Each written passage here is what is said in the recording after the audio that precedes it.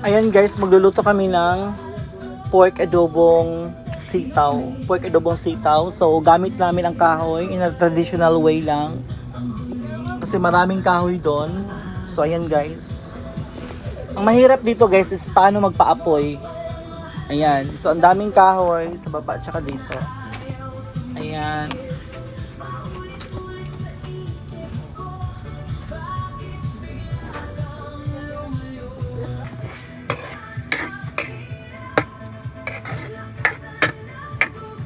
Sarap guys, ayan. Napakasarap! Sarap ng luto ko guys. Ayan.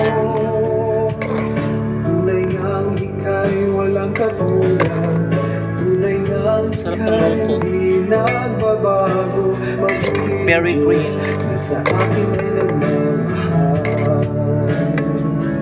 Ayan.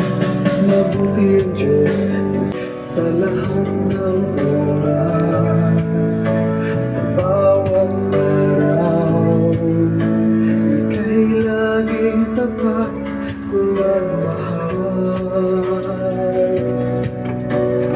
Ayan, may sitaw na dala sa Timeli. Ayan, binili niya daw to.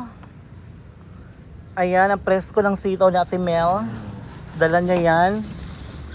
Ayan, ito naman si Madel, ang pantasya ng mga lalaki. Uy, biyag. Ma-vlog din na ka. Ito yung kapatid ko guys na pantasya ng mga lalaki, hindi masyadong kagandahan pero Kumuha sa ka, at saka dala na yung pero very charismatic. Very charismatic and very appealing guys. So ayan. So mag-upload ako later guys. Magbibigay kami ng update sa inyo. Ayan, napakagulay. Lulutuin ata to ni Madelia. Ayun ang may sabaw deal. Ito kay luto ang Oh, ako na lang kanang pinamantika lang yun siya ba. ba tong may baboy ito tunga ato.